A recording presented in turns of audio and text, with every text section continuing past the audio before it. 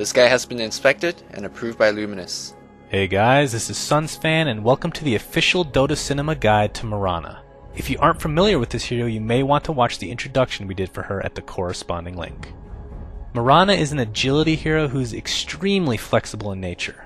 You can play her as a roamer, a farmer in a tri or dual lane, or even in a solo mid or solo side lane situation.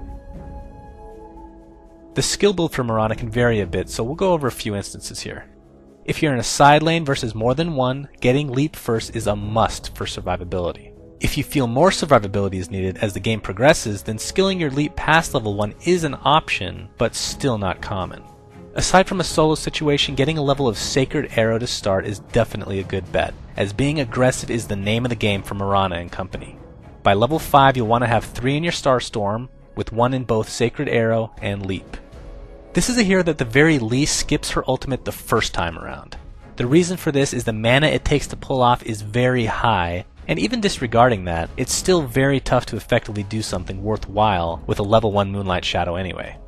After maxing Starstorm, you'll most likely want to max out Sacred Arrow for maximum damage output. At level 10 you have a very important choice. You can either start leveling your ultimate or opt to wait until 14. Depending on your situation, either option could be valid. Typically speaking though, in professional games, Leap is maxed out before any points are taken into your ultimate. For starting items, be sure to get a couple Slippers of Agility along with basic regeneration. The Slippers can be turned into either a Poor Man's Shield or Wraith Band. And if you feel a little mana regeneration is needed, then turning a Wraith Band into a Ring of Aquila is certainly a good way to go. For boots, Power Treads are the most efficient by far, as switching back and forth from intelligence boots when using spells can help save a lot of mana. If you feel a little extra mobility is needed, then phase boots aren't a bad choice either. During the mid stages of the game, look to get a Manta style, as it gives you the best of many worlds. You'll get some good stats to go along with both move speed and damage. The survivability aspect combined with the damage will prove to be the best pickup in almost any situation. If you're looking to carry, then getting a Diffusal or a Desolator should be looked at if you feel you can survive teamfights. For late game, your options open up a bit, especially considering what role you actually choose to play. Here, we'll assume you're playing the carry role since that is the tendency of most Mirana players. Try going for a Butterfly, MKB, or Daedalus, as most will provide enough damage for you to finish the game once and for all. If you're playing Mirana in a side solo situation, ganking isn't exactly a top priority.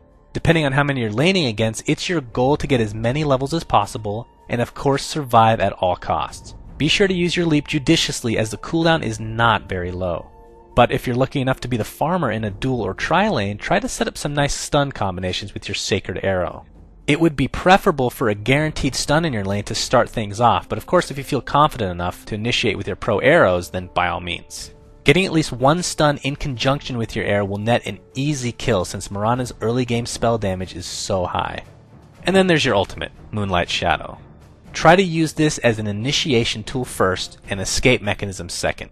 Both can be very effective, but if used correctly for initiation, could win you an easy teamfight. If you happen to be successful with an initiation such as this, actively check supports of the enemy team for invisibility detection. If they don't have it, then continue to abuse your ultimate. And if they do, then it's still beneficial for you since their supports are spending money for it, therefore draining their much needed gold. If using Moonlight Shadow to initiate is not feasible, then your second option is to attempt to land a long distance arrow. With the right team composition, a 5-second arrow would be a death sentence for just about anyone. Once you land your arrow, just leap in, starfall, and right click away. If you happen to not need your leap for this purpose, just keep in mind that it will also make your teammates faster as well, which could be crucial for chasing and getaway sequences. Heroes that love playing with Mirana's pussy, Cat, would be those that have good slows or long crowd control spells, therefore allowing you to land a guaranteed Sacred Arrow. Examples of this would include Rasta with his Hex and Shackle abilities, Batrider with his Flaming Lasso, and of course the most storied of all would be Earthshaker, with his amazing ability to fissure. Heroes that don't play nice with Mirana are those with high mobility, since Leap won't get you very far in chasing them, especially in the early stages. Slows and stuns will also cripple Mirana into a sad existence. A few examples of this would include Queen of Pain with both her Shadow Strike and Blink, Venno with his perpetual slows, and of course Lion with his constant CC.